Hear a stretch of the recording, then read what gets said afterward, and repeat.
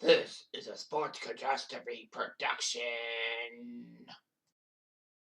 Hey there, hello there. It's Jeff Cutter Diamond welcoming you to another sports catastrophe on this date. And on this day, February 6th, 1958, one of the most tragic air disasters of sporting air disasters, if you will, happened.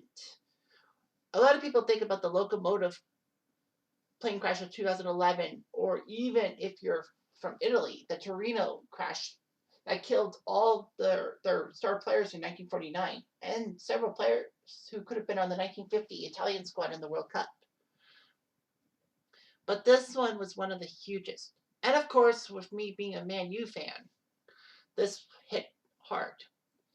This disaster happened on February 6, 1958, when British Airways Flight 609 crashed on its third attempt to take off from a slush-covered runway in Munich. The aircraft was carrying the Man U football team, aka the Busby Babes, along with supporters and journalists. There were 44 people on board. 20 died at the scene. 3 died in hospital. So, strange as it sounded, it was almost 50% fatality, 50% survivors, but 23 fatalities, 21 survivors. That's amazing. There were that many survivors, especially in the 1950s. But anyway, the team was returning from a European Cup match in Belgrade, taking down Red Star Belgrade to get to the semifinals. European Cup, of course, is now called the Champions League. The flight needed to refuel in Munich because they couldn't do a nonstop flight from Belgrade to Manchester. After refueling, the pilots couldn't take off because of boost surging in the left engine. They wanted to try again. They could have stayed overnight in Munich. Unfortunately, snow was falling at that time and created a layer of slush to form at the end of the runway. After hitting the slush, the aircraft plowed through a fence beyond the end of the runway, and the left wing was torn off when it struck a house. The captain evacuated passengers while Man U goalie Harry Gregg pulled survivors from the wreckage. Investigation blamed the pilot, but because he didn't de-ice the aircraft's wings, despite that the statement said that de-icing was unnecessary. It was later established that the crash was caused by the slush on the runway, and the captain was cleared in 1968. Man U tried to win 3 straight Football League titles, aka Premier League, if you will now. They were 6 points behind Wolves with 14 games to play. They had the FA Charity Seal and looked to their second straight European Cup semifinals and looked good. The crash not only derailed the team's title ambitions, but destroyed the nucleus of one of the best English football groups in history. It took a long time for Man U to recover. 1968 was when Man U finally won the European Cup with a new generation of babes. So basically, there were a lot of people and all that. Here's who died in the crash. Well, one of the co-pilots died in hospital. Here are the players who died. Jeff Bent, Roger Byrne, Eddie Coleman, Duncan Edwards, Mark Jones, David Pegg, Tommy Taylor, and Billy Whalen. People said that basically Byrne, Edwards, Pegg, and Taylor were basically going to be mainstays on England's squad for the upcoming 1958 World Cup in Sweden. The club secretary, trainer, and chief coach died, but not the head coach. Matt Busby survived, was the only staff member to survive for Man U, but he died in 1994, of course. Famous people who survived the Munich crash from Man U: Johnny Berry, Jackie Blanchflower, Bobby Charlton, Bill Foulkes, Harry Gregg, Kenny Morgans, Albert Scanlon, Dennis Violet, and Ray Wood. Basically, Jackie Blanchflower, even though he survived that, he still led Northern Ireland to a shock quarterfinal appearance in the 1958 World Cup. Bobby Charlton is iconic, and he's still alive as of this date, February 6, 2021.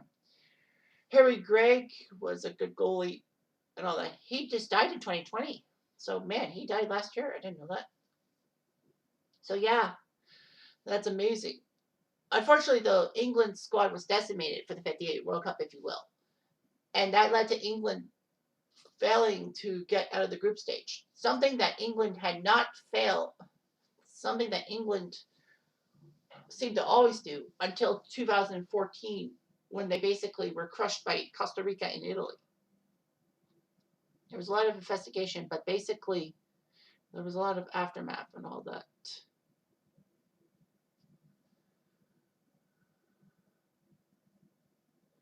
So Man U had to have a team made up of reserve and youth players and all that. With 7 players dead, they needed to find somebody.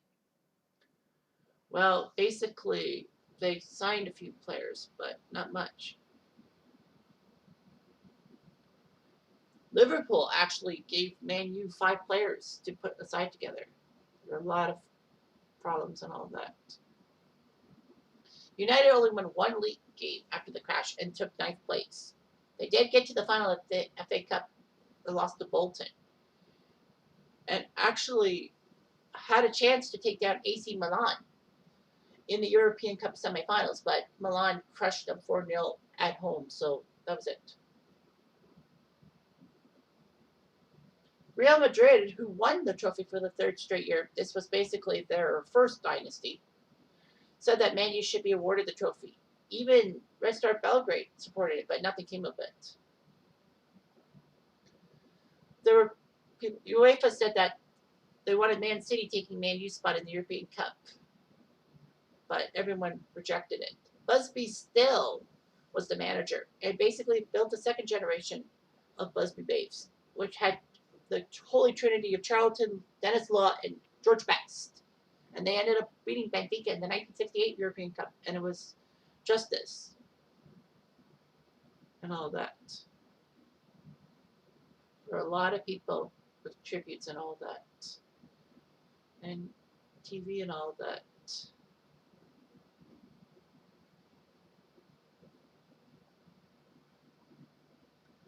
So yeah, Manchester United had to take some time off to recover, but they still recovered and they still were a dominant team. They didn't let this Munich air disaster crash them, and a clock at Man U headquarters always has been frozen at that exact minute that the plane crashed, basically as a reminder of what could have been for England in 1958 and Man U probably being the first British squad to win the European Cup. That would not happen until 1967 when Celtic won out of Scotland.